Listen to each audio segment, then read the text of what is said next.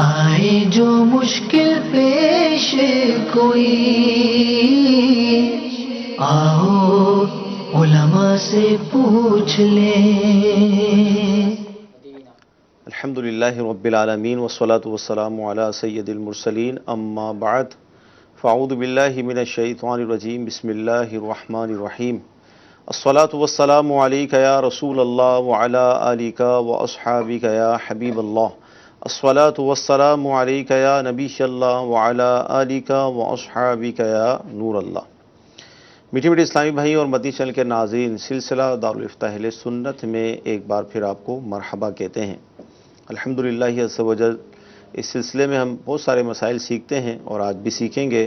آپ سلسلے میں آخر تک شامل رہیں، ممکن ہو تو اہم مدنی پھول تحریر بھی فرمائیں۔ ابتداً درود پاک کی فضیلت عرض کی جاتی ہے کہ فرمان مصطفیٰ صلی اللہ تعالی علیہ وسلم ہے، جس نے دن اور رات میں میری طرف شوق و محبت کی وجہ سے 3 مرتبہ درود پاک پڑھا، اللہ تعالیٰ پر حق ہے کہ وہ اس کے اس دن اور اس رات کے گناہ بخش دے۔ صلو علی الحبیب صلی اللہ تعالی علی محمد صلی اللہ علیہ وسلم۔ آئیے مدنی چینل کے ناظرین، آپ کی کالز کو ہم شامل سلسلہ کرتے ہیں۔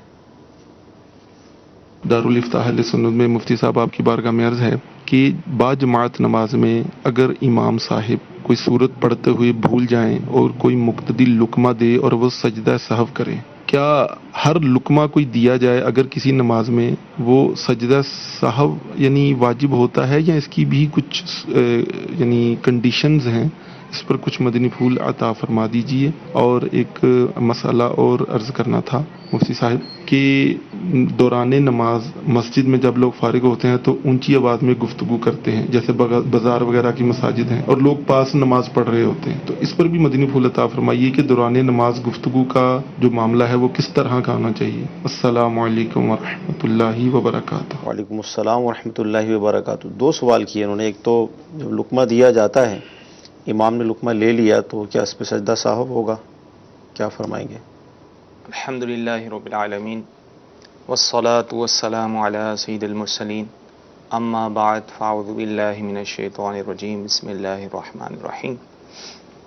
انہوں نے سوال تو مطلقاً کیا ہے، جی لیکن اس کی کچھ صورتیں بنیں گی۔ اولاً تو یہ سمجھ لیا جائے کہ لقمہ کیا چیز ہے، لقمہ کہاں دینا چاہیے۔ بعض صورتوں میں لقمہ دینا جائز ہوگا اور سجدہ سہو کی بھی حاجت نہیں ہوگی۔ ٹھیک ہے۔ بعض صورتوں میں ہوگا کہ لقمہ دینا تو جائز ہوگا لیکن سجدہ سہو بھی کرنا پڑے گا۔ صحیح، ٹھیک ہے۔ اور بعض صورتیں ایسی ہوں گی جس میں لقمہ دینا ہی جائز نہیں ہوگا اور لقمہ دینے والے کی نماز ٹوٹ جائے گی۔ ٹھیک ہے۔ صحیح ہے۔ اور امام صاحب نے اگر اس کا لقمہ لیا تو اس کی بھی نماز ٹوٹ جائے گی۔ ٹھیک ہے۔ تو لہذا یہ بھی علم حاصل کرنا ضروری ہے۔ عمومی طور پہ یہ دیکھا جاتا ہے کہ نماز میں کہیں بھی امام صاحب سے سہو ہو جاتا ہے تو ہر کوئی جو ہے وہ لقمہ دے دیتا ہے۔ ٹھیک ہے۔ اور جب انہیں کہا جاتا ہے کہ بھائی یہاں لقمہ نہیں دینے کا، یہاں تو نماز فاسد ہو جائے گی آپ کی، تو وہ کہتے ہیں اگر لقمہ نہیں دیں گے نماز کیسے درست ہوگی؟ صحیح۔ تو خیر دیکھیں، لقمہ جو ہے یہ حقیقتاً کلام ہے، ٹھیک ہے۔ اور نماز کے اندر کلام کرنے سے نماز ٹوٹ جاتی ہے، مگر اصلاح نماز کے لیے ضرورتاً اس کو جائز رکھا گیا ہے۔ ٹھیک ہے۔ کہ جہاں نماز کی اصلاح ہو رہی ہو تو اصلاح نماز کے لیے ضرورتاً لقمہ دے سکتے ہیں۔ لقمہ ہے حقیقتاً کلام۔ ٹھیک ہے۔ یہ امام جو ہے جہاں کھڑا ہونا تھا امام بیٹھ گیا، تو آپ اگرچہ اللہ اکبر کہہ رہے ہیں تو مراد یہی ہے کہ امام صاحب سے آپ یہ کہہ رہے ہیں کہ کھڑے ہو جائیں، تو حقیقتاً کلام کر رہے ہیں یہ۔ صحیح۔ تو لیکن یہ کیونکہ اصلاح نماز کے لیے ہے تو وہاں لقمہ دینا جو ہے وہ جائز ہوگا۔ صحیح۔ اور اگر کہیں لقمہ جو ہے غلط اور بے محل لقمہ دیا تو وہاں لقمہ دینا جائز نہیں ہوگا۔ ٹھیک ہے۔ جیسے کہ امام صاحب جو ہے وہ قاعدہ اولا چھوڑ کر، ٹھیک ہے، وہ تیسری رکعت کے لیے پورا سیدھا کھڑا ہو گئے۔ ٹھیک ہے۔ پورے سیدھے کھڑے ہو گئے، تو ان کے سیدھے کھڑے ہونے کے بعد اب کسی نے لقمہ دیا تو یہاں لقمہ دینا جائز نہیں۔ صحیح۔ اس کی وجہ کیا ہے؟ کیونکہ حدیث میں بھی آیا ہے کہ جو پورا سیدھا کھڑا ہو گیا واپسی نہ لوٹے۔ صحیح۔ او کما قال علیہ الصلوۃ والسلام۔ تو اب شریعت یہ کہہ رہی ہے کہ وہ واپسی نہ لوٹے، اور یہاں جناب لقمہ دے کے یہ کہہ رہے ہیں کہ امام صاحب واپسی آ جائیں۔ ٹھیک ہے نا؟ تو یہاں محل نہیں ہے، یعنی ایک امر ناجائز کے لیے لقمہ دے رہے ہیں، صحیح ہے. ٹھیک ہے نا. تو یہاں کیونکہ بغیر ضرورت کے، کیونکہ یہاں اصلاح نماز کی بھی حاجت نہیں ہے. ٹھیک ہے، قاعدہ اولا واجب تھا، آخر میں سجدہ سہو کریں گے نماز ہو جائے گی. ٹھیک ہے نا. تو اب امام سیدھا کھڑے ہو گئے، تو اب لقمہ کسی نے دیا تو غیر محل میں لقمہ دینے کی وجہ سے اس لقمہ دینے والی کی نماز ٹوٹ جائے گی. ٹھیک ہے. اور امام صاحب اس کا لقمہ دیتے ہوئے بیٹھ گئے تو امام صاحب کی نماز بھی جائے گی، سب کی بھی جائے گی. لہٰذا امام کے لیے بھی ضروری ہے کہ وہ بھی ان مسائل کو جانے کہ کہاں لقمہ لینے کا ہے، کہاں نہیں، اور لقمہ دینے والے بھی اس مسائل کو جانیں، سیکھیں کہ کہاں لقمہ دینا ہے. اب ان کے سوال کی طرف آئیں تو کیا ہر لقمہ دینے پر جو ہے وہ سجدہ سہو واجب ہوگا؟ دیکھیں، ایسی صورت میں یہ ہے کہ جہاں تو سجدہ سہو واجب ہو چکا، اب مثال کے طور پہ امام صاحب جو ہے وہ پورا ابھی سیدھا کھڑے نہیں ہوئے تھے. ٹھیک ہے. کہ اس نے لقمہ دیا. ایک تو یہ میں نے صورت بیان کی نا، امام صاحب قاعدہ اولا چھوڑ کر پورا سیدھا کھڑے ہو گئے. ٹھیک ہے. پیٹھ سیدھی ہو گئی، اب لقمہ دینا جائز نہیں. تو لیکن ابھی پیٹھ سیدھی نہیں ہوئی، پیٹھ میں خم تھا، کچھ جھکاؤ تھا، ٹھیک ہے. اور پھر لقمہ دیا تو فتوے ظاہر روایت کے مطابق جس پر فتویٰ ہے کہ یہاں لقمہ دینا جائز ہے. صحیح. اور اس صورت میں جو ہے امام صاحب لقمہ لیتے ہیں تو امام صاحب پر جو ہے وہ سجدہ سہو واجب ہوگا. تو یہاں لقمہ دینے کی صورت میں ظاہر ہے امام صاحب نے لیا ہے، اگر امام صاحب نہ بھی لیتے بالفرض اور آخر میں وہ سجدہ سہو کر لیں تو پھر بھی سجدہ سہو لازم ہوگا. اب قرات میں بعض اوقات غلطیاں ہوتی ہیں. امام صاحب جو ہیں وہ قرات کر رہے ہیں، کوئی سورت بھول گئے اور پیچھے سے کسی نے کوئی آیت بھول گئے، پیچھے کسی نے لقمہ دیا، تو یہاں اب سجدہ سہو کی حاجت نہیں. صحیح. ہاں اگر یہ ہے کہ آگے انہیں نہیں آ رہا اور سوچنے میں تاخیر ہو گئی، 3 سبحان اللہ کہنے کی مقدار وہ سوچتے رہے، صحیح، تو اب اس صورت میں جو ہے وہ سجدہ سہو واجب ہوگا. لازم ہے. اگر ایسا نہیں تھا، پیچھے سے کسی نے فوراً لقمہ دے دیا، امام صاحب نے لقمہ لے لیا، تو اس صورت میں جو ہے وہ لقمہ لینا جائز ہے، اس صورت میں سجدہ سہو واجب نہیں ہوگا. اسی طرح کوئی امام صاحب سورت وغیرہ بھول گئے کہ الحمد شریف کے بعد سورت کا ملانا واجب ہے، فرضوں کی پہلی اور دوسری رکعت میں واجب ہے اور تیسری چوتھی رکعت میں واجب نہیں ہوتا، تو سورت ملانا بھول گئے، پھر رکوع میں چلے گئے، تو ایسی صورت میں امام صاحب پہ سجدہ سہو واجب ہوگا. صحیح. یعنی جہاں جو ہے وہ امام صاحب، خلاصہ یہ ہے کہ جو واجب بھولے سے انہوں نے چھوڑ دیا تو اس صورت میں ان پر سجدہ سہو ہوگا. ایسا نہیں ہے کہ ہر لقمہ دینے پر سجدہ سہو ہو. لقمہ دینے کی میں نے تفصیل بیان کر دی، ٹھیک ہے، کہاں لقمہ جائز ہوگا، کہاں نہیں ہوگا، کس صورت میں فاسد ہوگی، کس صورت میں نہیں ہوگی. اب ان کے سوال کی دوسری طرف ہم آ جاتے ہیں. ٹھیک ہے. تو انہوں نے یہ سوال کیا ہے کہ بعض لوگ جو ہے وہ نماز پڑھنے کے بعد جو ہے آپس میں گفتگو کرتے ہیں، شور و غل ہو جاتا ہے، اور جو نماز پڑھ رہے ہیں وہ ڈسٹرب ہوتے ہیں، پریشان ہوتے ہیں. دیکھیں یہاں تو ایسی صورت میں تو قرآن پاک کی تلاوت کرنے کی بھی اجازت نہیں ہوگی اتنی بلند آواز سے. صحیح. کہ کوئی شخص نماز پڑھ رہا ہے، اس کی نماز میں خلل واقع ہو رہا ہے، اگرچہ آپ کوئی دینی گفتگو بھی کر رہے ہیں تو آپ کو اپنی آواز پست کرنی ہوگی، آہستہ کرنی ہوگی، تاکہ کسی نمازی کو تکلیف نہ ہو. ٹھیک ہے. اچھا، یہاں پر بہت مفصل آپ نے جواب عطا فرمایا اس حوالے سے. یہاں پر کیا ہم یہ کہہ سکتے ہیں یا کوئی نمازی اس طرح کر سکتا ہے کہ احتیاطاً اگر وہ سجدہ سہو کر لے، ایسا ہو سکتا ہے؟ دیکھیں احتیاطاً سجدہ سہو نہیں کرنا چاہیے. صحیح. ٹھیک ہے نا. اگر سجدہ سہو واجب ہونے کی کوئی صورت ہے، ٹھیک ہے، تو آدمی سجدہ سہو کر لے. لیکن اب کسی نے کر لیا، صحیح، اگر تو وہ شخص اکیلا ہے، صحیح، تنہا نماز پڑھ رہا ہے، اس نے احتیاطاً سجدہ سہو کر لیا، اگرچہ اس پر سجدہ سہو واجب نہ بھی تھا، پھر بھی اس کی نماز میں کوئی خلل نہیں ہوگا، ٹھیک ہے، نماز تو ہو جائے گی. لیکن جو ہے وہ امام کو تو بالکل ایسا نہیں کرنا چاہیے. صحیح. امام کو کیوں نہیں کرنا چاہیے؟ بالفعل اس نے احتیاطی طور پہ کر لیا اور اس پر سجدہ سہو واجب نہیں تھا، بعد میں ظاہر ہو گیا بھئی سجدہ سہو واجب نہیں تھا. ٹھیک ہے. تو اس امام کے پیچھے جو نمازی مقتدی شروع سے نماز پڑھ رہے ہیں ان کی نماز تو ہو جائے گی. ٹھیک ہے. لیکن جو مسبوق ہیں، جو بعد میں شامل ہوئے ہیں 1-2 رکعت چھوٹنے کے بعد، جی جی، وہ اگر امام کے ساتھ سجدہ سہو کریں گے تو ان کی نماز ٹوٹ جائے گی. اچھا، نماز ٹوٹ جائے گی. جی، کیونکہ امام پر سجدہ سہو واجب نہیں تھا، تو سجدہ سہو کے لیے جب اس نے سلام پھیرا، گویا کہ نماز سے نکل گیا، نماز سے نکل گیا. اب اس کے ساتھ جو ان کی اقتداء کر رہے ہیں، گویا کہ ایسے شخص کی اقتداء کر رہے ہیں جو نماز میں نہیں ہے.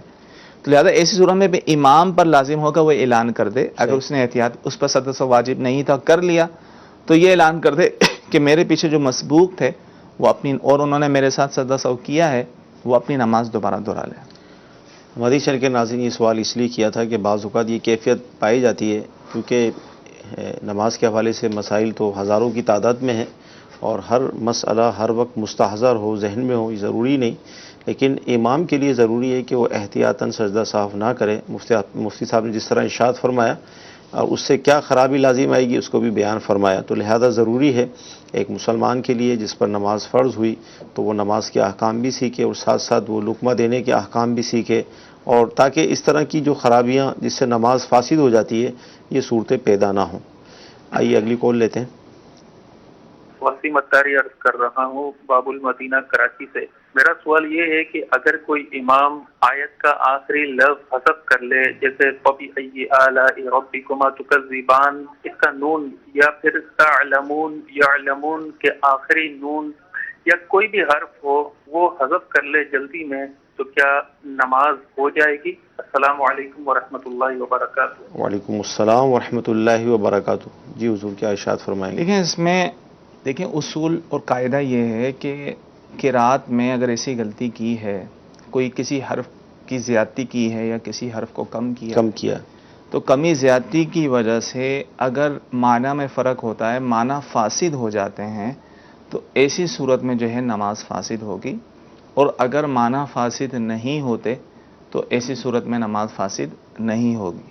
جو صورت انہوں نے بیان کی ہے کہ آخری حرف کو جو ہے حذف کر دیا جاتا ہے اس کو ترخیم کہتے ہیں. صحیح. اگر یہ ترخیم باوجہ مطلب شرائط کے ساتھ ہو، صحیح، جیسے یا مالکو کی جگہ کاف کو حذف کر دیا یا مالو کہا صحیح، تو درست ہے، لیکن وہ بھی اس کی بھی ایک شرائط ہے. شرط. ٹھیک ہے نا.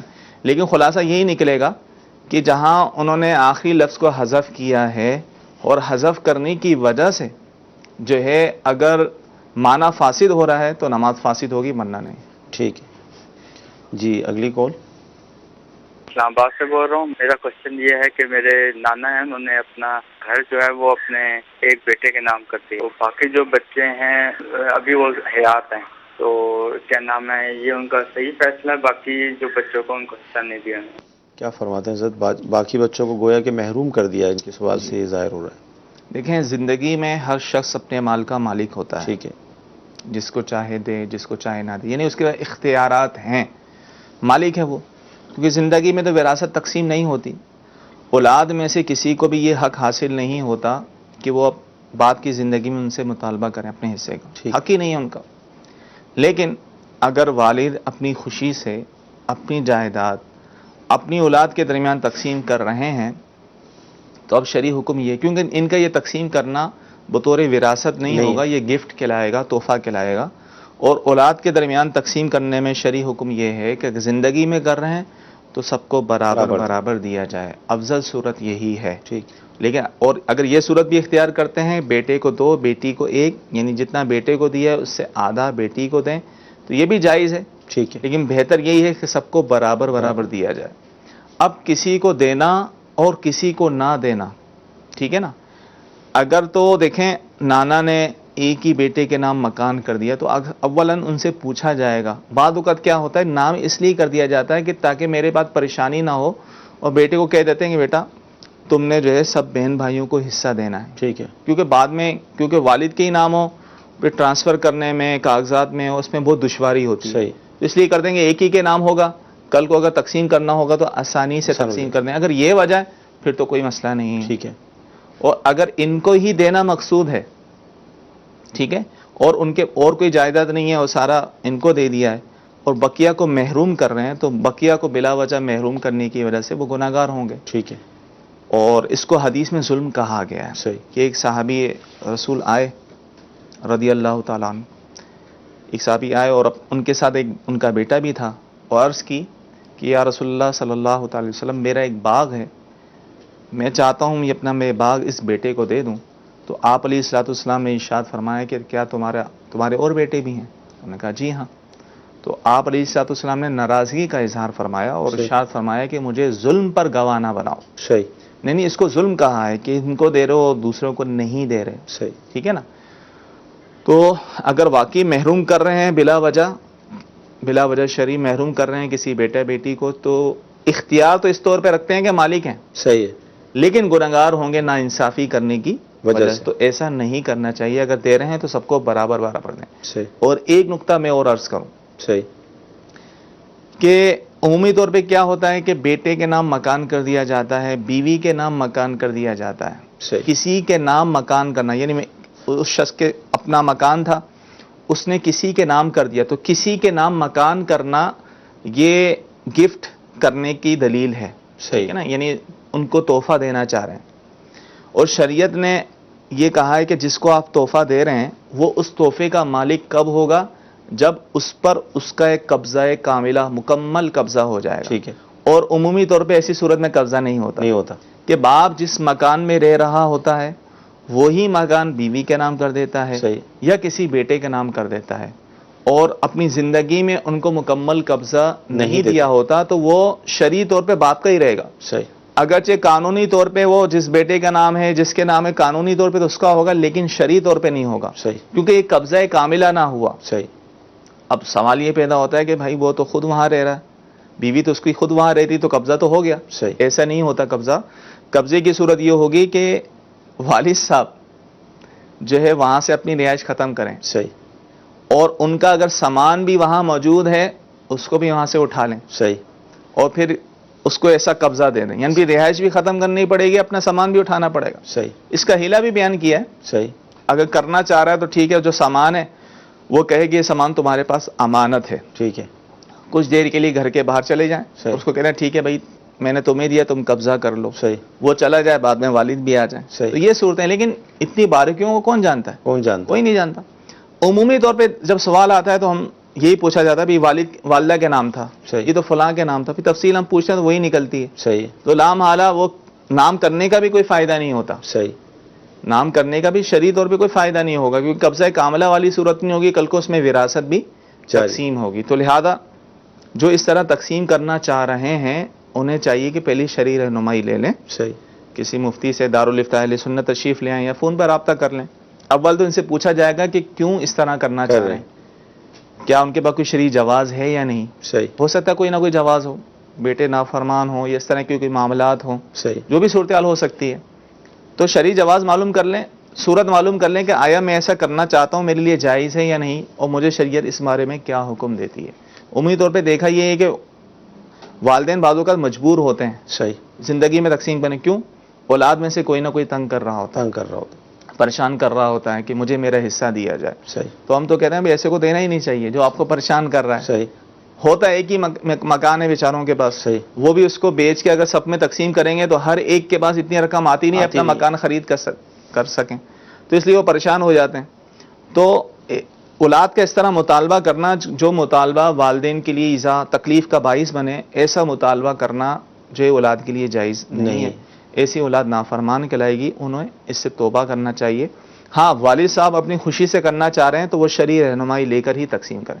ماشاءاللہ بہت پیارا اور تفصیل سے ہمیں اس حوالے سے جواب ملا کہ جو والدین اپنے بچوں میں اپنی زندگی کے اندر کچھ دینا چاہتے ہیں تو اس کی کیا صورت ہوگی، اور اس کے اندر اگر وہ بالفرض وہ ناانصافی سے کام لیتے ہیں تو اس کے اندر وہ گناہ گار بھی ہوں گے. اس کو بھی تفصیل سے بیان کیا گیا. جی اگلی کال لیں گے. اگر مس ہو جائے امام صاحب سے تو سجدہ صاحب تو واجب ہو جاتا ہے امام صاحب پہ، لیکن لقمہ کس وقت مقتدی محسوس کرے کہ یہ لقمہ دینے کی جگہ نہیں تھی، اس کو کیسے پتہ چلا کہ یہ لقمہ نہیں دینا چاہیے یہاں پہ، اس کی وجہ کیا ہے، کیوں نہیں دینا چاہیے؟ اگر لقمہ نہیں دے گا تو وہ نماز کیسے مکمل ہوگی؟ اگر امام صاحب مس کر گئے ہیں تو وہ سجدہ صاحب وہ نہیں کریں گے جب انہیں علم نہیں ہے، تو کیا سجدہ صاحب نہ کرنے سے اور نہ کرو چھوڑ دینے سے کیا نماز مکمل ہو جائے گی؟ جی حضور کیا ارشاد فرمائیں گے؟ غالباً کوئی دعائے قنوت کا پوچھا ہے قنوت یا کوئی پھر قعدہ اولا کا پوچھا ہے. اگر تو امام صاحب قعدہ اولا چھوڑ کے کھڑے ہو گئے تیسری رکعت کے لیے، اس کی تفصیل بیان کر چکا کہ جب سیدھے کھڑے ہو گئے تو اب لقمہ دینا جائز نہیں. صحیح. تو لقمہ دینا کیوں جائز نہیں انہوں نے پوچھا، وجہ بھی بتا چکا تھا کہ اس لیے جائز نہیں کہ اب یہ ایسے کام کے لیے لقمہ دے رہا ہے جس کی شریعت اجازت نہیں دیتی. شرع نے خود منع کر دیا کہ اب واپسی نہ لوٹے. صحیح. ٹھیک ہے، تو ایک امر ناجائز کام کے لیے لقمہ دے رہا ہے، غیر محل میں دے رہا ہے، تو اس طرح لقمہ دینے کی وجہ سے نماز فاسد ہو رہی ہے، کیونکہ پہلے عرض کر چکا کہ یہ حقیقتاً کیا ہے، کلام ہے، صحیح، اور یہ صرف اصلاح نماز کے لیے ضرورتاً اس کو جائز رکھا گیا. تو اب یہ کیسے پتا چلے گا؟ اب ظاہر جو تیسری کے لیے کھڑا ہو گیا، اب چوتھی کے لیے بیٹھنے لگے گا، صحیح، تو اس کو بھی لقمہ دے دیا جائے گا. یا امام صاحب کے ذہن میں آ گیا ہوگا تو آخر میں وہ سجدہ سہو کر لے گا. یا اگر بالفرض سجدہ سہو نہیں کر رہا، اس کے ذہن میں نہیں ہے، وہ سلام نماز سے نکلنے کے لیے سلام پھیر رہا ہے، تو جب سلام پھیرنے لگے تو اس وقت بھی لقمہ دیا جا سکتا ہے تاکہ وہ سجدہ سہو کر لیں. ویسے یہ دعائے قنوت کے حوالے سے مجھے لقمہ دیا. دعائے قنوت کے حوالے سے بھی یہی حکم ہے کہ دعائے قنوت میں بھی امام صاحب دعائے قنوت چھوڑ کر رکوع میں چلے گئے، یا کوئی تنہا نماز پڑھ رہا ہے صحیح، اور وہ دعائے قنوت بھولے سے اس کی رہ گئی، وہ رکوع میں چلا گیا، تو اب واپس آنا جائز نہیں ہے. صحیح، ٹھیک ہے نا؟ اس لیے حکم یہ ہے کہ اپنی نماز پوری کرے، آخر میں سجدہ سہو کر لے، اس کی نماز ہو جائے گی. صحیح، کیونکہ دعائے قنوت پڑھنا واجب ہے، اور واجب اگر کوئی بھولے سے رہ جائے، چھوٹ جائے، تو سجدہ سہو سے نماز ہو جاتی ہے. اسی طرح امام جو ہے وہ دعائے قنوت پڑھنا بھول گیا، رکوع میں چلا گیا، اب واپسی آنا جائز نہیں. یہاں بھی صحیح. شرع منع کر رہی ہے کہ وہ دعائے قنوت کے لیے واپس نہیں آئے گا. اب جو لقمہ دے گا تو ظاہر ہے غیر محل میں لقمہ دے رہا ہے، صحیح ہے. یہاں لقمہ دینے کی اجازت ہی نہیں ہے، تو اب لقمہ دینے والے کی نماز ٹوٹ جائے گی. اور امام صاحب بھی لقمہ اس کا لیتے ہوئے واپسی پر لڑ گئے تو امام صاحب کی نماز ٹوٹ. اب امام صاحب کی کیوں ٹوٹ رہی ہے؟ کیونکہ وہ ایسے شخص کا لقمہ لے رہے ہیں جو اب نماز میں نہیں ہے، تو غیر نمازی کا لقمہ لینے کی وجہ سے امام صاحب کی نماز بھی ٹوٹ جائے گی. صحیح. اب انہوں نے کہا یہ کیسے پتا چلے کہ کہاں لقمہ دینے کا ہے، کہاں نہیں، کہاں جائز ہے، کہاں نہیں؟ تو یہ سیکھنا پڑے گا. اس لیے باقاعدہ مکتب المدینہ سے یہ لقمہ دینے کے مسائل کے حوالے سے کتاب بھی مختصر شائع ہوئی ہے، اس کا بھی مطالعہ کیا جا سکتا ہے. اچھا، ایسے موقع پہ جیسے کچھ نہ کچھ غلطی ہوئی امام سے، اور اب یہ لقمے کی حاجت ہے یا نہیں، یہ تو پورا علم ہے، سیکھنا بھی ہے. اب مقتدی یہ سوچے یار اپنے خاموشی رہتے ہیں، جو بھی ہوگا اینڈ میں پتہ چل ہی جائے گا، کیا بالکل جن کو مسائل کا علم نہیں ہے ہاں ان کو تو لقمہ نہیں دینا چاہیے، صحیح، کہ نہ وہ اپنی نماز بھی خراب کریں نہ دوسروں کی خراب کریں. ایسی لوگ بیچارے پھر وہ اپنے تئیں تو یہ سمجھ رہے ہوتے ہیں بھائی ہم اصلاح نماز کر رہے ہیں، صحیح، امام صاحب سے غلطی ہو رہی ہے، درست کروا رہے ہیں، لیکن معلومات نہ ہونے کی وجہ سے اپنی نماز بھی خراب کر دیتے ہیں، لوگوں کی نماز بھی خراب. تو جن کو علم نہیں ہے تو ان کو تو لقمہ نہیں دینا چاہیے. ٹھیک. جی اگلی کال لیں گے. ہم نے معلوم کرنا ہے کہ یہ مسجد گھروں سے تھوڑی سی دور ہے مسجد نا، تو ہم گھر پہ نماز پڑھ لیں، اس سے کوئی ہمیں یہ معلومات تھوڑی سی.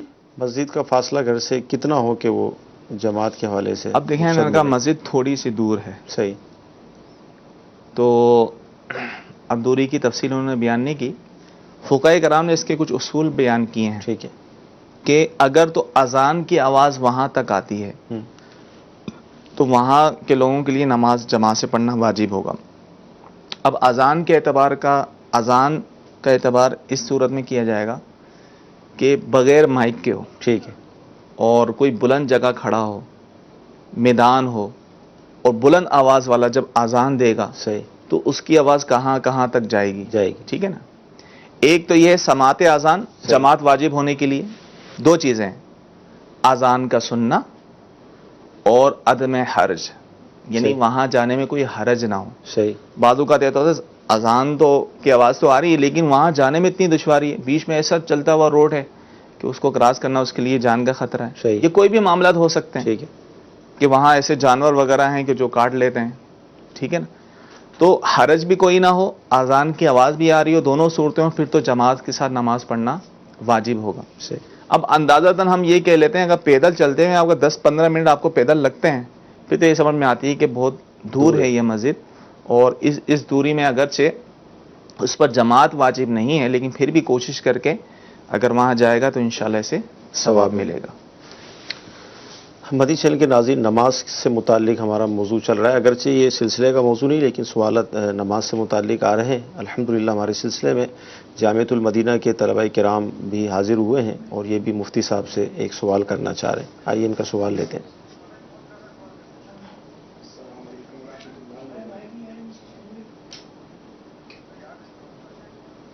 چلیں انشاءاللہ تھوڑی دیر بعد رہتے ہیں، اگلی کال لیں گے.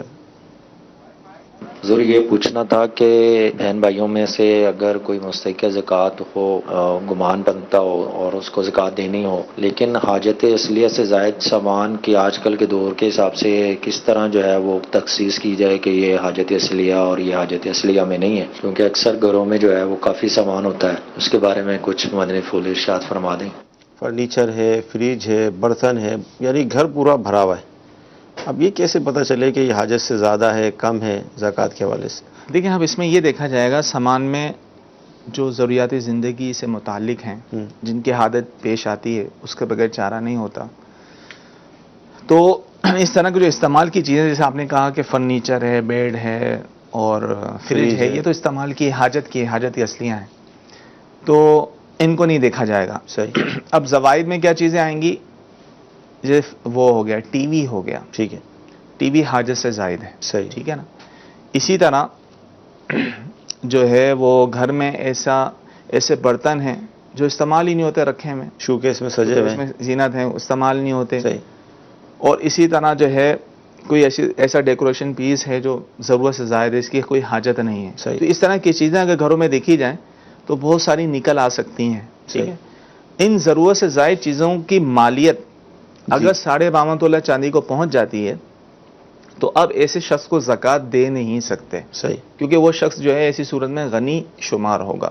صحیح، اب انہوں نے کہا کہ بھائی بہنوں کو زکوٰۃ، بھائی بہنوں کو تو دے سکتے ہیں، اب اس میں یہی ہوگا کہ وہ جتنی معلومات ہو سکتی ہے کر لیں، سوچو بچار کریں، اگر مستحق ہیں لگتے ہیں اور دل جمتا ہے کہ ہاں واقعی مستحق ہیں، مستحق سمجھ کے جو ہے وہ زکوٰۃ دے دیں گے تو ان کی زکوٰۃ ادا ہو جائے گی۔ ٹھیک ہے جی، اگلی کال لیں گے۔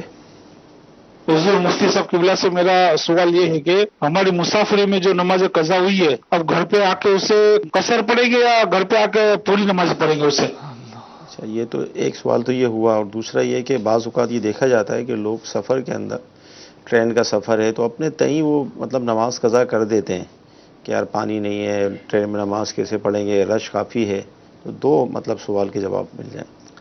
اولاً تو ان کے سوال کا جواب دیں کہ سفر میں جو نماز حالت سفر میں قضا ہوئی، اب اس کو یہ پڑھ رہے ہیں، جیسے انہوں نے کہا گھر آ کر پڑھتے ہیں، جی جی، تو وہ قصر ہی پڑھیں گے۔ ٹھیک ہے، اس کا خلاصہ یہ قاعدہ یہ ہے کہ جو نماز جس حالت میں قضا ہوگی اس کو اسی حالت میں پڑھا جائے گا۔ ٹھیک ہے، حالت سفر میں قضا ہوئی ہے تو اس کو جب بھی پڑھیں گے تو قصر ہی پڑھیں گے، اور حالت حضر میں یعنی سفر کے علاوہ قضا ہوئی ہے تو اس کو اگرچہ حالت سفر میں قضا کریں گے تو اس کو پوری ہی پڑھیں گے۔ ٹھیک ہے، اور عمومی طور پہ آپ صحیح کہہ رہے ہیں، سفر کے دوران جو ہے لوگ نماز چھوڑ دیتے ہیں، شاید یہ سمجھتے ہیں کہ رخصت ہے، ہمیں جو ہے مجبوری ہے جو ہم جو ہے بعد میں پڑھیں گے، حالانکہ کوشش کریں تو پڑھنے والا کہیں بھی پڑھ سکتا ہے۔ صحیح، جس کا ذہن ہونا کہ انہیں پڑھنا ہے تو وہ جگہ بھی بنا لیتا ہے اور وہ پانی بھی تلاش کر لیتا ہے، وضو بھی ہو جاتا ہے، نہ ہو تو وہ تیمم بھی کر لیتا ہے، صحیح، اور وقت کے اندر نماز ادا کر لیتا ہے۔ ساری باتیں فکر کی نا، صحیح، کہ اس کو نماز کی فکر ہو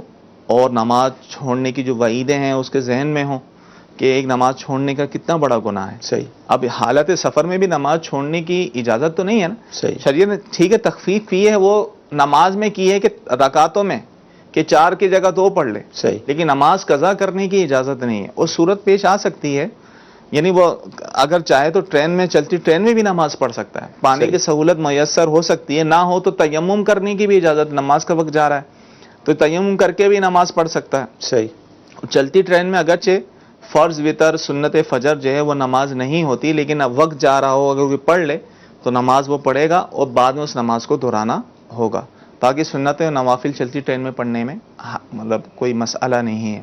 تو لہذا کوشش کر کے ہم سفر میں بھی ہوں، کسی بھی حالت میں ہوں، کیونکہ شریعت نے ہمیں آسانیاں دی ہیں۔ صحیح، ٹھیک ہے، آپ کا پانی نہیں ہے آپ تیمم کریں، ٹھیک ہے، گاڑی نہیں رک رہی آپ چلتی گاڑی میں نماز پڑھ لیں، صحیح، ٹھیک ہے، فرض پڑھ لیں تو بعد میں اس کو دہرا لیں، صحیح، تو صورتحال ہو سکتی ہے اگر فکر کیا جائے، غور کیا جائے تو انشاءاللہ وہ صورتحال نکل آئے گی۔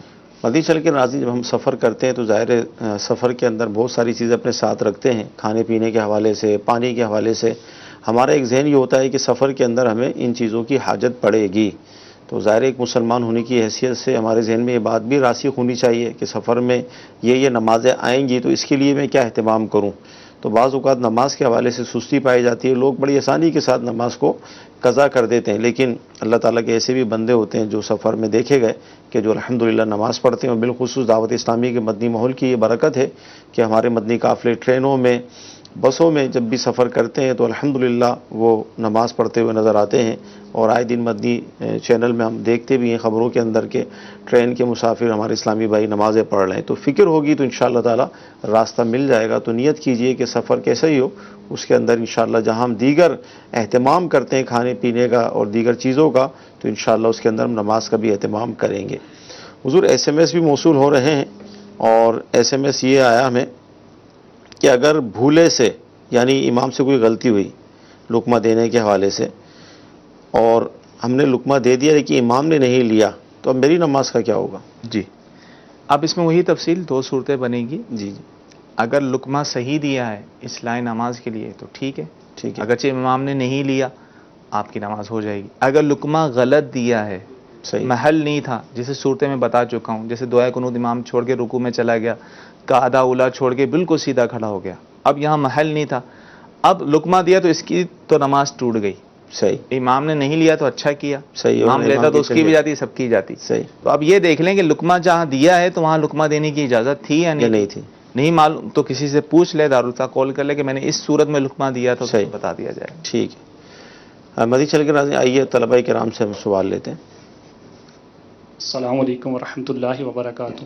وعلیکم السلام ورحمۃ اللہ۔ مفتی صاحب کے بارگاہ میں یہ سوال ہے کہ جب ہم جماعت کے ساتھ نماز پڑھ رہے ہوتے ہیں تو اس صورت میں امام صاحب جب رکوع سے قوما کے لیے کھڑے ہوتے ہیں تو اسی وقت سمی اللہ لمن حمیدہ کہنا شروع کر دیتے ہیں، تو جو پیچھے مقتدی ہیں وہ انہوں نے جو ہے اللہم ربنا ولک الحمد کہنا ہوتا ہے، تو وہ کیا قوما میں کھڑا ہونے کے بعد یہ کہیں گے یا شروع میں یہ بھی کہیں گے؟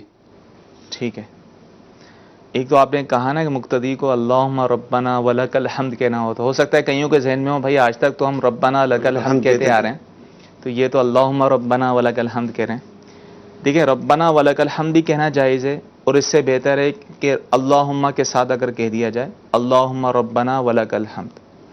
اب آپ نے سوال پوچھا کہ اس کو کب پڑھنا چاہیے۔ امام کے لیے بھی سنت یہ ہے کہ جب وہ سمیع اللہ لمن حمیدہ کہے، یا ہم تنہا نماز پڑھیں اس وقت سمیع اللہ لمن حمیدہ کہیں، تو رکوع سے ہی اٹھتے وقت سمیع اللہ لمن حمیدہ کا سین شروع کر دیں، صحیح، اور بالکل سیدھا کھڑے ہوتے حمیدہ کا ہا پر ختم کریں۔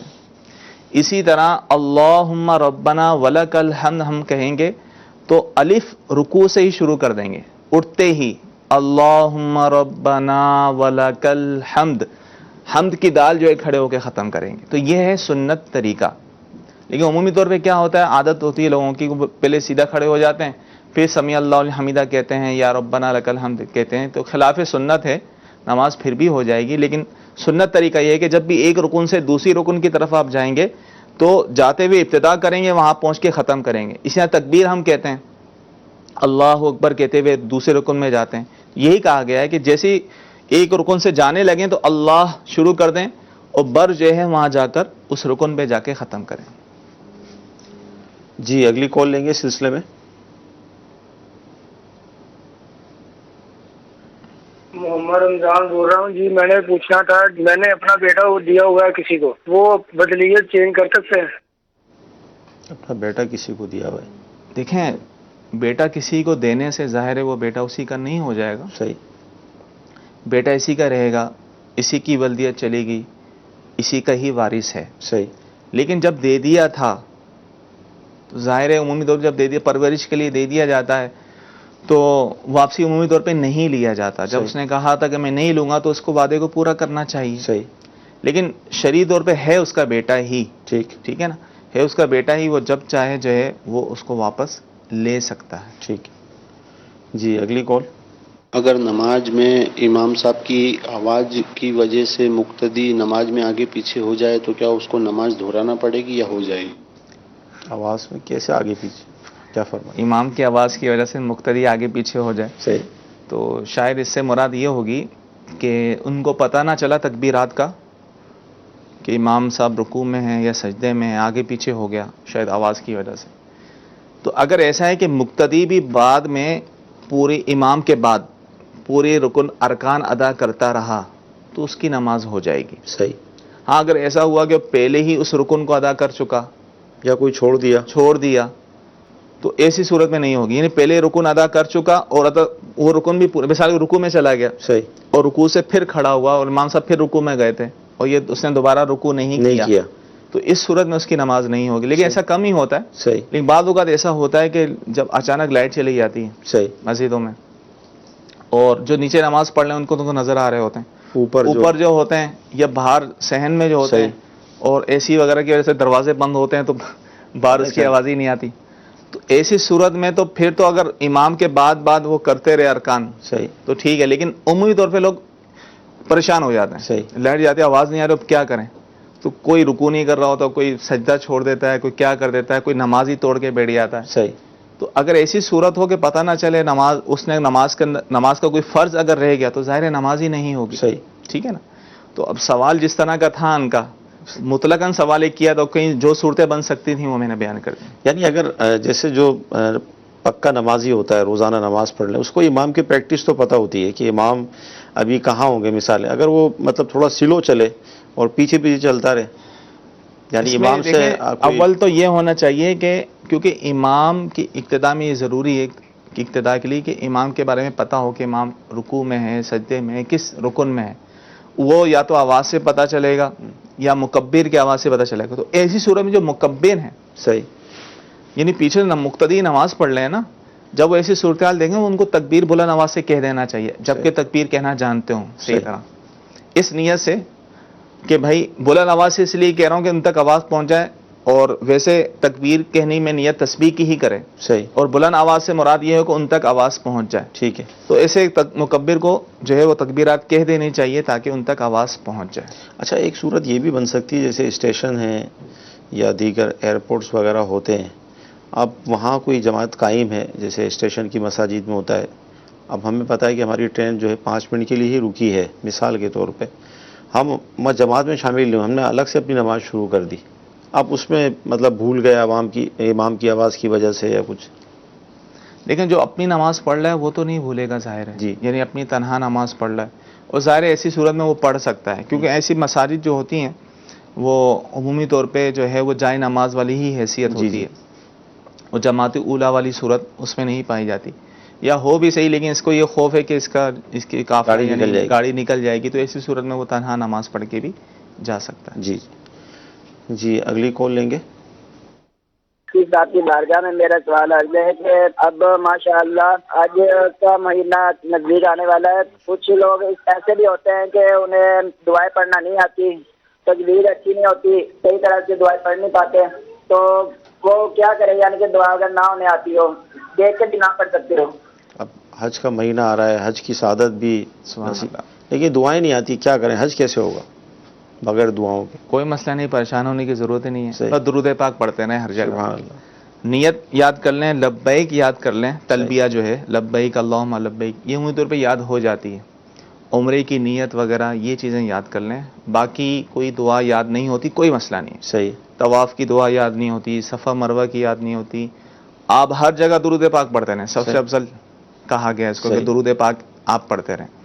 عمومی طور پہ لوگ پریشان ہوتے ہیں، بعض کو دیکھا ہے کہ وہ کتابیں لے کر اسی میں ہی لگے رہتے ہیں. ایک عجیب سی مطلب وہ ایک ہوتا ہے کہ پھر وہ کیفیت بن نہیں پاتی. صحیح. کہ آدمی لگا ہوا ہے کو میں نے یہ ساری پہلے چکر کی دعا پڑھنی، دوسرے چکر کی دعا پڑھنی، تیسرے چکر کی دعا پڑھنی، یا تو بندہ زبانیں یاد کر لے. صحیح. لیکن کوئی ضروری نہیں ہے، یعنی کسی کو اگر دعائیں یاد نہیں ہیں اس کا حج پھر بھی ہو جائے گا. صحیح. عمرہ بھی اچھی طریقے سے ہو جائے گا جب نیت وغیرہ سارے معاملات اس نے صحیح کر لیے، تمام ارکان کر لیے، دعا ایک بھی نہیں پڑی. صحیح.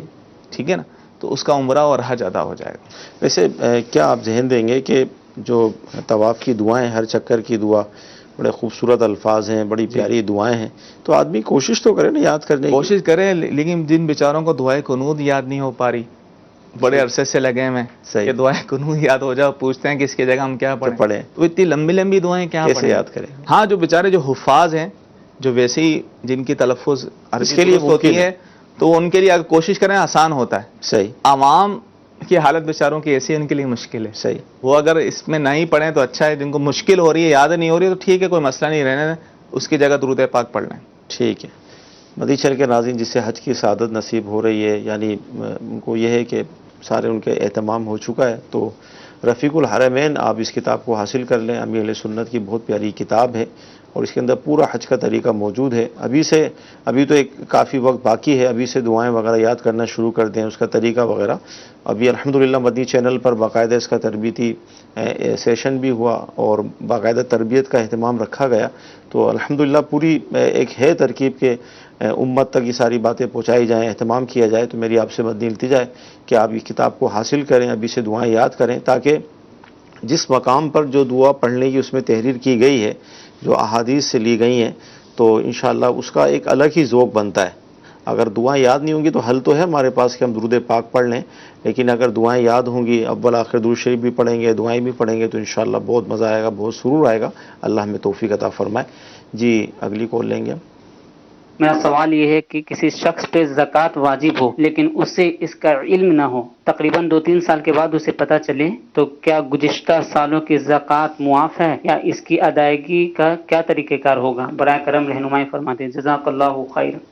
کیا فرماتے ہیں؟ علم نہ ہو تو یہ تو عذر نہیں بنے گا۔ ٹھیک ہے، جس کے پاس اتنا مال ہے تو اس پر لازم ہے کہ زکوٰۃ کے مسائل سیکھے، اور علم نہ ہونے کی وجہ سے بھی اگر یہ نہ دیتا رہا تو گناہ گار پھر بھی ہے۔ جس نے علم حاصل نہیں کیا توبہ کرے، جو تاخیر ہو رہی ہے، ظاہر پچھلے 3 سالوں کی زکوٰۃ اس نے نہیں دی واجب ہونے کی صورت میں، تو توبہ بھی کرنی ہوگی اور ان 3 سالوں کی زکوٰۃ بھی ادا کرنی ہوگی۔ ٹھیک ہے۔ ایس ایم ایس کچھ موصول ہو رہے ہیں۔ اگر شوہر نے اپنی بیوی سے یہ کہا کہ اگر اب کی بار بیٹی پیدا ہوئی تو میری طرف سے تم فارغ ہو، تو اب کیا حکم ہوگا؟ اللہ اللہ، دیکھیں ایسی صورت میں جو ہے یہ شرط اگر پائی گئی، ٹھیک ہے، بیٹی پیدا ہو گئی، اب جو لفظ انہوں نے استعمال کیا ہے نا، لفظ فارغ کا، لفظ فارغ کے حوالے سے ہمارے ہاں علماء کی مختلف رائے ہیں۔ ٹھیک ہے، بعض نے یہ کہا ہے کہ لفظ فارغ جو ہے یہ صریح ہے، جس طرح لفظ طلاق ہے اسی طرح لفظ فارغ بھی ہے، تو لہذا طلاق ہو جائے گی، ایک طلاق رجعی، ٹھیک ہے، جو اس کو صریح کہتے ہیں۔ اور جو اس کو کنایہ کہتے ہیں، پھر کنایہ کی کون سی قسم میں ہے اس میں بھی ایک تفصیل ہے۔ ٹھیک ہے، تو اس صورت میں جو ہے ایک طلاق بائن واقع ہوگی، بائن مطلب عورت نکاح سے نکل جائے گی، دوبارہ نکاح ہوگا۔ خیر اس میں ہے تفصیل، تو اب حیرت کی بات ہے، دیکھیں کہ چھوٹی چھوٹی باتوں پہ لوگ اس طرح کے آتے ہیں مسائل، بھائی میرے موبائل کو ہاتھ نہیں لگانا، یہ کام نہیں کرنا تو یہ ہو جائے گا، پھر آ کے پریشان ہو جاتے ہیں کہ ہم نے یہ کر لیا، اب شرط کو واپسی لے سکتے ہیں نہیں۔ بعض صورتیں، کئی صورتیں ایسی ہوتی ہیں شرط کو واپسی نہیں لے سکتے، اور طلاق اگر وہ شرط پائی جائے تو پڑھنی ہی پڑھنی ہو۔ صحیح۔ باقی یہ جن کا یہ مسئلہ ہے وہ اگر رابطہ رابطہ کر لیں تو بہتر رہے گا۔ اچھا، امام صاحب نے ایسے مصلے پر نماز پڑھائی، یا کوئی ایسی جگہ ہوگی جہاں ناک کی جو ہڈی تھی جو اس کی شرط بیان کی جاتی ہے وہ نہیں لگی، تو نماز کا کیا ہوگا؟ دیکھیں پیشانی کی ہڈی لگ رہی ہے تو اس صورت میں ناک کی ہڈی تو لگ ہی جائے گی۔ صحیح، عمومی طور پہ ناک کی ہڈی تو، یعنی اگر ناک کی ہڈی کا مسئلہ ہے تو پیشانی کا بھی مسئلہ ہوگا۔ صحیح، ٹھیک ہے نا۔ تو عمومی طور پر جب پیشانی کی ہڈی لگتی ہے تو ناک کی ہڈی بھی لگ جاتی ہے۔ ویسے ناک کی ہڈی لگانا جو ہے یہ واجب ہے۔ صحیح۔ اگر کسی نے سجدے کے دوران ناک کی ہڈی نہیں لگائی، صرف ناک کی نوک لگائی اور جان بوجھ کے اس طرح کیا ہے، تو اس صورت میں نماز واجب الاعادہ ہو جائے گی۔ جی مدی چل کے ناظرین اگلی کال لیں گے۔ میرے پاس کچھ رقم ہے، میں کہیں رکھوا کے میں اس میں منافع لینا چاہتا ہوں ہر ماہ، اگر اس منافع میں کوئی بیاج ہو، سود ہو، تو اس میں مجھے بتا دیں۔ جی یہ تو سود ہی سود ہے، بیاج ہی بیاج ہے۔ صحیح، ٹھیک ہے نا۔ دیکھیں کہیں رکھوا کر منافع لے رہے ہیں، اگر تو بینک میں رکھوا رہے ہیں تو بینک سے منافع جو مل رہا ہے وہ سود ہے، ٹھیک ہے، جبکہ وہ کافروں کا بینک نہ ہو، غیر مسلموں کا بینک نہ ہو۔ اگر کوئی ایسا بینک ہے جو مکمل غیر مسلم کا ہے، اس میں کسی بھی مسلمان کے شیئرز نہیں ہیں، صحیح، تو وہاں سے نفع حاصل کرنا مسلمان کے لیے جائز ہے۔ اور اگر ایسا نہیں ہے، کسی عام بینک سے لے رہے ہیں جس میں مسلمانوں کے شیئرز ہوتے ہیں، مسلمانوں کے ہوتے ہیں، تو ان سے اس طرح پیسے رکھوا کے لینا جائز نہیں ہوگا۔ اسی طرح جو ہے کسی مسلمان کو دے دیے کاروبار میں، یہ تم اس کو استعمال کرو، جو ہوگا دیتے رہنا، جیسے عام طور پہ یہ ہمارے یہاں ہے، چلتے ہوئے کام میں دے دیتے ہیں، یار کام میں لگا دو، جو ہوگا دے دینا دیکھ لیں، بس۔ صحیح ہے۔ یہ بھی سود والی صورت ہے، یہ بھی شرعی طور پہ جائز نہیں ہوگا۔ ٹھیک ہے۔ اور میں نے جو وجہ بیان کی کہ غیر مسلموں کا بینک ہو، اس کی وجہ کیونکہ حدیث پاک میں آیا کہ لا ربا بین الکافری والمسلم، کہ مسلمان اور کافر کے درمیان سود نہیں ہے۔ صحیح۔ تو اس وجہ سے کفار سے اگر اس طرح کے معاملات ہوں، اس میں مسلمان کو کوئی نقصان نہ ہو اور مسلمان کو اگر نفع مل رہا ہے تو اس کے لیے جائز ہو۔ ٹھیک ہے جی، اگلی کال لیں گے۔ جی میرا سوال یہ ہے، اگر گھر پہ کوئی جانور ہے وہ اگر مر رہا ہے، کوئی گھر میں مرد نہیں ہے، کیا وہ عورتیں بھی اس کو ذبح کر سکتی ہیں یا نہیں؟ اور عورتوں کا ذبح کرنا جانور کو؟ جی ہاں، عورتیں بھی اسے ذبح کر سکتی ہیں اور ان کا بھی ذبیحہ حلال ہے۔ لیکن اگر احتیاط ذبح کیا کریں گی وہ؟ دیکھیں، ذبح کرنے کے لیے یہ تو ضروری ہے ذابح کے لیے جو مسلمان ہو، ٹھیک ہے، ٹھیک ہے، اور اللہ کا نام لے کے وہ ذبح کرے۔ ٹھیک ہے، اب وہ چاہے مرد ہو یا عورت، اس میں کوئی تخصیص نہیں، صحیح، بلکہ سمجھدار بچہ بھی ذبح کر سکتا ہے، صحیح، جبکہ ذبح کرنا جانتا ہو۔ اس طرح عورت بھی اللہ کا نام لے کے فوری طور پہ اس کو ذبح کر لے، مرد کا انتظار نہ کرے، صحیح، فوری طور پہ ذبح کر لے تاکہ وہ جانور حلال ہو جائے، صحیح۔ ورنہ اگر ایسے ہی مر گیا اس میں رگے جو کاٹیں گی اس کا، کیونکہ بعض اوقات عورتیں ہیں ذرا کمزور، ہاتھ تو ہلکا سا ٹچ کر دیا، خون نکل رہا ہے۔ عمومی طور پہ یہ زیادہ تر سوال کرتے ہیں مرغیوں کے بارے میں کرتے ہیں بڑا جانور کو تو شاید وہ قریب بھی نہ جائیں۔ صحیح۔ تو مرغی وغیرہ اصل میں جو رگیں ہوتی ہیں 4 رگیں ہوتی ہیں، صحیح، یا تو چاروں کٹ جائیں، 4 میں سے 3 کٹ جائیں تو جانور حلال ہو جائے گا۔ صحیح جی، اگلی کال۔ میرا سوال یہ ہے کہ مکان وغیرہ کی ضمانت میں جو رقم ایڈوانس میں دی ہوتی ہے، کیا اس پر بھی زکوٰۃ دینا پڑتی ہے؟ جی، رقم جو ایڈوانس میں دی ہے، جی ہاں، اس پہ بھی زکوٰۃ ہوتی ہے کیونکہ وہ ایڈوانس والی رقم آپ کو واپس ملتی ہے، صحیح، تو سال بسال اس پہ بھی زکوٰۃ واجب ہوتی رہے گی۔ ٹھیک جی، اگلی کال۔ میرا سوال یہ ہے کہ قبلہ رخ جب ہم اس کی تعظیم کرتے ہیں، اس کی طرف پاؤں نہیں کرتے یا پھکتے نہیں ہیں، اس لحاظ سے دائیں طرف جو قبلہ اول ہے اس طرف اس پہ سوال میں کیا احکامات ہیں؟ کیا فرماتے ہیں؟ دیکھیں، اب ظاہر ہے جو احکامات آئے ہیں ادب کے لحاظ سے وہ کعبۃ اللہ شریف کے آئے ہیں، صحیح، تو کعبۃ اللہ شریف کی طرف ہم پاؤں نہیں پھیلائیں گے، اس طرف ہی کریں گے۔ باقی کسی اور طرف اگر ہم نے پاؤں پھیلا لیے تو شرعی طور پہ کوئی قباحت، کوئی گناہ نہیں ہے۔ ٹھیک ہے۔ ایس ایم ایس موصول جو ہو رہے ہیں اس میں یہ ہے کہ اگر اچھا یہ پوچھنا یہ چاہ رہے ہیں کہ اندھیرے میں نماز کیوں قبول نہیں ہوتی؟ اولاً تو کیا ایسا مسئلہ ہے کوئی؟ ایسا تو نہیں ہے کہیں پڑھا کہ اندھیرے میں نماز قبول نہیں ہوتی، نماز ہو جاتی، لیکن اندھیرے میں نماز نہیں پڑھنا چاہیے، صحیح، خاص کر جب سخت اندھیرا ہو، صحیح، کچھ سجائی نہیں دے رہا، کچھ نظر ہی نہیں آ رہا، تو ایسے اندھیرے میں نماز پڑھنا منع ہے، باقی نماز ہو جاتی ہے۔ ٹھیک ہے۔ جو مقتدی ظہر کی دوسری رکعت کے اندر شامل ہوا، کیونکہ ظاہر اس میں امام صاحب کی قرات بلند آواز سے نہیں ہوتی، تو کیا یہ ثنا پڑھ سکتے ہیں؟ بالکل پڑھے گا، کیونکہ مقتدی کسی بھی رکعت میں شامل ہوا، صحیح، ٹھیک ہے، اور امام بلند آواز سے قرات نہیں کر رہا، جیسے سٹی نماز ہے جی جی، ظہر و عصر کی، یا جہری نماز ہے لیکن تیسری یا چوتھی رکعت میں شامل ہوا، صحیح، اس میں جہر نہیں ہوتا، تو جب وہ شامل ہوگا اس کو پہلی رکعت وہ کھلائے گی تو اس میں وہ ثنا پڑھے، ٹھیک ہے، تو ثنا پڑھ سکتا ہے بالکل۔ لیکن جب وہ اپنی ابتدا کرے گا نمازوں کی، اب اس کو پڑھنے کی حاجت، پہلے پڑھ چکا ہے نا تو اب پڑھنے کی حاجت نہیں ہے، ٹھیک ہے، ہاں پہلے اس نے نہیں پڑھی تھی، جب اپنی پڑھنے کے لیے کھڑا ہوگا تو اس میں وہ ثنا پڑھے گا۔ ٹھیک ہے جی، اگلی کال۔ محمد عالم بات کر رہا ہوں جی پتوکی سے پنجاب۔ سر سوال میرا یہ ہے کہ میرا ایک قربانی کا جانور ہے، اس کا آج سے 2 ماہ پہلے سینگ ایک ٹوٹ گیا تھا، تو وہ دوبارہ سینگ اگ آیا ہے، کیا وہ قربانی پر لگ جائے گا تو یا نہیں؟ شکریہ۔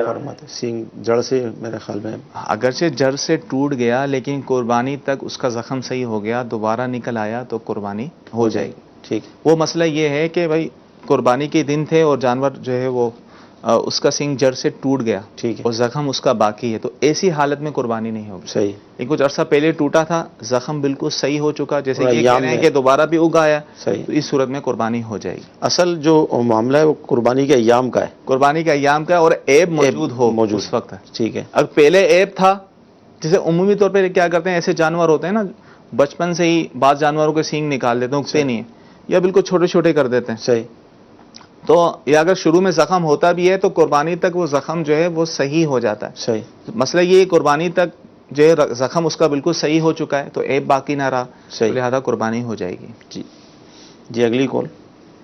محمود احمد صاحب آباد سے عرض کر رہا ہوں. میرا سوال یہ ہے کہ مذاق میں قرآن اندازی کرنا کیسا ہے؟ جیسا کہ اس بات کی قرآن اندازی کرنا کہ پہلے کون ترقی کر جائے گا، پہلے کس کی جاب لگ جائے گی، جواب ارشاد فرما دیجیے. بعض کو لڑکے بیٹھتے ہیں آپس میں اس تو میں کوئی حرج شغل میلہ نہیں. کرتے اگر ہیں. اچھا شگون لیتے ہیں یار، چلو جس کا پہلے نام نکل آئے گا اس کی پہلی نوکری لگ جائے گی، اس میں کوئی ایسی شرط تو ہوتی نہیں ہے لین دین کے معاملات میں، تو جائز ہے، کوئی حرج نہیں. لیکن بعض اوقات یہ جیسے آپ نے کہا کہ اگر شغل میلہ ہی ہے اور مطلب اس میں کوئی ایسی شرط نہیں ہے، لیکن چیزیں بعض اوقات لے جاتی ہیں اس طرف، روز کی جب عادت پڑ جائے. جی جی ہو سکتا ہے. مثال کے طور پہ یار جس کے نام کی پرچی نکلے گی وہ کھلائے گا، ہے نا، یا جو ہر گیا تو وہ کھلائے گا. اس طرح شرائط جو دونوں طرف سے ہوتی ہیں تو یہ صورت جائز نہیں ہوتی. لیکن انہوں نے صورت بیان کی ہے، بظاہر اس میں کوئی قباحت نہیں. ٹھیک ہے جی. اگلی کال. مسئلہ معلوم کرنا ہے حضرت، یہ جو ہمارے جو آخری کا جو بٹن ہوتا ہے، گریبان کا جو بٹن ہوتا ہے، اس کی جو ہڈی جو دکھتی ہے، کیا اگر یہ ہڈی اگر دکھے گی تو نماز ہو جاتی ہے؟ تو سینہ دکھنے کا جو حکم ہے نماز کے جی بالکل ہو جاتی ہے. میں بٹن ہی کھول رہا تھا. جی ٹھیک. یہ اس ہڈی کی بات کر رہے ہیں. جی جی. یہ جو ہڈی ابری ہوئی ہڈی نظر آ رہی ہے نا، اس کی بات کر رہے ہیں. اس میں کوئی مسئلہ نہیں. ایک بٹن یا دو بٹن بھی کھلے ہوئے ہوں تو نماز ہو جائے گی. ٹھیک ہے جی. اگلی کال. بعض مساجد کے اندر اے سی کے لیے پیچھے پلاسٹک کے پردے وغیرہ لگاتے ہیں، وہ بہت پتلے ہوتے ہیں. اب پیچھے دو صفیں رہتی، جب لوگ پردے کے آگے سے گزرتے ہیں سامنے نمازی بھی رہتے ہیں، تو کیا اس طریقے سے گزر سکتے ہیں؟ اور یہ بھی بتائیں کہ نمازی کے کتنی دور سے گزرنا جائز ہے؟ کیا فرماتے ہیں؟ وہ جو پردے ہوتے ہیں پلاسٹک کے، وہ بھی سترے کے حکم میں. صحیح. ٹھیک ہے نا. اگرچہ مسئلہ تو انہوں نے ان کے ذہن میں یہ ہوگا بھائی سترہ کم سے کم 1 انگلی موٹا ہو. صحیح. تو موٹائی چوڑائی میں بھی دیکھی جاتی ہے. صحیح. صرف اس طرح موٹائی نہیں. اصل مسئلہ یہ ہے کہ اس لیے کہا گیا ہے کہ اگر بہت ہی باریک ہوگا دور سے نظر ہی نہیں آئے گا. صحیح. ٹھیک ہے نا. اگر وہ پتلی سی پلاسٹک ہی صحیح، جیسے اوپر سے لے کے نیچے زمین تک ہوتی ہے عمومی طور پہ، تو وہ سترے کے حکم میں ہے. ٹھیک ہے. اس کے آگے سے گزر سکتے ہیں. اب انہوں نے سوال کیا کہ کتنی آگے سے گزر سکتے ہیں. دیکھیں، ایک تو بہت بڑی مساجد ہوتی ہیں جیسے مسجد الحرام شریف، مسجد نبوی شریف، یہ مسجد کبیر کے حکم میں ہے. جو مسجد کبیر میں نماز پڑھ رہا ہے، یہ کھلے میدان میں نماز پڑھ رہا ہے، تو موضع سجود کے آگے سے گزر سکتا ہے. اس کی یہ ہے کہ بندہ جب سجدے کی طرف نظر کرے گا تو جب سجدے کی طرف نظر کرتا ہے تو کچھ نظر اس کے آگے طرف پھیلتی ہے. جس طرف اس کی نظر پھیل رہی ہے یہ موضع سجود کہلاتا ہے، تو اس کے آگے سے گزر سکتے ہیں. لیکن عام مساجد ہمارے یہاں چھوٹی مساجد ہوتی ہیں، ان میں جو ہے چاہے کوئی مسجد کے آخری صف میں بھی نماز پڑھ رہا ہو اور کوئی دیوار قبلہ سے بھی گزرنا چاہے اور بیچ میں کوئی سترہ نہ ہو تو اس کا گزرنا جائز نہیں ہوگا. صحیح. اچھا، ایس ایم ایس یہ ہے کہ وضو کے حوالے سے بالخصوص کہ وضو ٹوٹ رہا ہے، کیفیت بن رہی ہے لیکن وضو ٹوٹا یہ یاد نہیں ہے. اب امام اور مقتدی دونوں کی صورتیں تو کیا ہوگا حکم؟ شک کی بنا پر جو ہے وہ وضو نہیں ٹوٹے گا. صحیح. شک ہے پتہ نہیں ٹوٹا تھا یا نہیں ٹوٹا تھا، تو حکم یہی ہے کہ وضو برقرار ہے. صحیح. لیکن جب ایسی کیفیت پیدا ہو تو حکم یہ ہوتا ہے کہ اگر شدت ہے، صحیح، ریح خارج ہونے کی شدت ہے، پیشاب پخانے کی شدت ہے، اور جو ہے وقت میں وسعت بھی ہے نماز، تو ایسی صورت میں واجب ہوتا ہے کہ نماز کو وہ توڑ دے. صحیح. اور حاجت سے فارغ ہو کر وضو کر کے پھر نماز پڑھے. لیکن اگر شدید حاجت نہیں ہے، معمولی ہے، تو توڑنا واجب نہیں، اگرچہ مستحب ہے. ٹھیک. اور وقت کی جو قید لگائی آپ نے، اس لیے وقت کی قید لگائی کہ بالفعل وہ دوبارہ وضو کر کے حاجت سے وقت کرے گا تو نماز کا وقت نکل جائے گا. جیسے فجر کا وقت نماز پڑھ رہا ہے آخری وقت میں، صحیح، اور چند منٹ باقی ہیں، اب اس کو پتہ ہے کہ حاجت کے لیے جائے گا، پھر وضو کرے گا تو نماز کا وقت جاتا رہے گا، نماز قضا ہو جائے گی. تو ایسی صورت میں اسی حالت میں نماز وہ پڑھ لے گا. اچھا، اس میں یہ ہے کہ گونگے پہ بھی کیا نماز فرض ہوتی ہے؟ کیونکہ وہ تلاوت تو کر ہی نہیں سکتے. بالکل، گونگے کی بھی نماز فرض ہوگی. صحیح. جی، اگلی کال لیں گے. ایک ڈرائیور روزانہ گاڑی جو ہے نا 100 کلومیٹر لے کے جاتا ہے، پھر وہ واپس آتا ہے، تو کیا آنے جانے میں راستے میں جتنی نمازیں ہیں وہ اس کی اپنا قصر ہوں گی یا مقامی طور پر پڑھی جائیں گی؟ کیا فرماتے ہیں؟ جی ہاں، وہ دوران سفر جو نمازیں پڑھے گا وہ قصر پڑھے گا. صحیح. اب روزانہ 100 کلومیٹر جاتا ہے، پھر 100 کلومیٹر آتا ہے، تو جیسے ہی جب وہ نکلے گا اپنی شہر کی حدود سے، جب وہ نکلے گا وہ مسافر ہے شریف. صحیح. تو دوران جب تک دوبارہ اپنے شہر پہ لوٹ نہیں آتا، تو وہ جب تک لوٹ نہیں آتا اس دوران جتنی بھی نمازیں آئیں گی، صحیح، وہ قصر پڑے گا. یعنی جو 4 فرض ہیں ان کو 2 کر کے پڑے گا. جیسے کراچی سے حیدرآباد اگر جاتے ہیں تو فاصلہ تو اتنا بن ہی جاتا جی جی، کراچی کے حدود سے نکلتے یا وہ مسافر شروع تو حیدرآباد سے جب تک دوبارہ واپسی کراچی نہیں آ جاتے اس وقت تک جتنی بھی نمازیں ہیں وہ قصر پڑے گا، جبکہ کراچی ان کا مسکن، کراچی وطن اصلی، حیدرآباد ویسے ہی وہ کاروبار کے لیے، کام کے لیے جا رہا ہے. ٹھیک ہے جی، اگلی کال. مفتی صاحب کی بارگاہ میں عرض ہے کہ اگر کوئی شخص کسی کے پاس سے 2 لاکھ روپیہ قرض لیتا ہے اور لوٹاتے وقت اس کو کچھ پیسے زیادہ دیتا ہے 2 لاکھ سے، تو کیا یہ سود کے اندر شامل ہوگا؟ اپنی خوشی سے دے رہا ہے، لیکن اگر شروع میں طے تھا کہ 2,25,000 لوں گا، یا کچھ اوپر دے دینا اپنی مرضی سے، صحیح، جو بھی ہے خوشی سے دے دینا بس، صحیح، تو یہ بھی ناجائز ہے، سود ہو جائے گا، سود ہو جائے گا. یا پتہ ہے کہ یار اس کو جب بھی دو نا پیسے ملتے ہیں، واپسی زیادہ ہی دیتا ہے، تو یہ بھی جائز نہیں، کل معروف کل مشروط کی طرح. ہاں اگر نہ پہلے سے پتہ ہے کہ زیادہ دیتا ہے، نہ اس وقت شرط رکھی تھی، بعد میں اس نے ویسی یار اس نے مجھ پر احسان کیا ہے، اس نے اپنی خوشی سے دے رہا ہے، تو جتنا دے رہا ہے لینا جائز ہے. صحیح. جی اگلی کال. جو پرائیویٹ تعلیمی ادارے ہوتے ہیں، وہ گرمیوں کی 3 ماہ کی چھٹیاں جو ہوتی ہیں ان کی 3 ماہ کی فیس پہلے سے ایڈوانس میں وصول کر لیتے ہیں، تو ان کا لینا کیا جائز ہے؟ وین والے بھی ہوتے ہیں، اسکول والے بھی ہوتے ہیں. لیکن عرف تو ہمارے یہاں تو یہی ہے کہ فیس ہوتے ہیں، بچوں کو اسکول میں داخل کرواتے ہیں تو پتہ ہوتا ہے جون جولائی کی فیس بھی دینی ہوتی ہے. وہ بھی اپنی ایک عذر بیان کرتے ہیں اسکول والے کہ بھائی ہمارا اسٹاف ہوتا ہے، ہمارا ایک نظام ہے، اسکول کا کرایہ ہے وغیرہ وغیرہ. صحیح بات. تو عرف میں ہمارے ایک رواج میں یہ چیز شامل ہے، تو لہذا جون جولائی کی جو فیس دیتے ہیں تعلیمی اداروں کی چھٹیوں کو جو فیس وہ لیتے ہیں تو جائز ہے. صحیح. جی اگلی کون. دل میں بھی اگر کسی کے بارے میں برا سوچا ہو تو یہ بھی کیا غیبت کہلائے گی؟ دل میں کسی کے لیے، اچھا اس میں اور وضاحت کر دوں کہ اب فیس امانہ جو ہے اب سننے میں آیا ہے کہ جو ہے کورٹ کی طرف سے، جو اس طرح کی طرف سے، جو ہے حکومت کی طرف سے منع آیا ہے پاس کہ اس طرح جون جولائی کی فیس نہیں. تو اب یہ بھی دیکھنا پڑے گا قانونی طور پہ ممانعت نہ ہو. صحیح. اب قانونی طور پہ ممانعت ہے لینے کی، تو اب لینے کی اجازت نہیں ہوگی. اور دوسرا بھی دل میں کوئی برا خیال، یہ بھی غیبت بنے گی کسی کے لیے، اس طرح غیبت اس کو نہیں کہلائیں گے. مدی چل کے ناظرین سلسلہ ہوا، بہت اہم گفتگو ہوئی، نماز کے حوالے سے بالخصوص کافی مسائل ڈسکس ہوئے اور یقیناً بہت کچھ سیکھنے کو ملا. تو اللہ تعالیٰ کی بارگاہ میں دعا کرتے ہیں کہ اللہ تعالیٰ ہمیں مزید توفیق دے کہ ہم اپنی نمازوں کو درست کریں، مسائل سیکھیں. جو علم حاصل کرنا ہم پر فرض ہے، جس چیز کے ہم مکلف ہوتے چلے جاتے ہیں، کاش اس کی طرف ہماری توجہ بڑھ جائے. مدی چینل کے یہ سلسلے ہمارے لیے معاون و مددگار ہوا کرتے ہیں. اللہ تعالیٰ کی بارگاہ میں دعا ہے کہ اللہ تعالیٰ آج کا ہمارا سلسلہ قبول فرمائے، جو سنا ہے، جو سیکھا ہے، اس پر عمل کرنے کی توفیق عطا فرمائے. آمین. صلو علی الحبیب صلی اللہ تعالی علی محمد. گزارے کیسے زندگی، آؤ علماء سے پوچھ لے، آئے جو مشکل پیش کوئی، آؤ علماء سے پوچھ لے.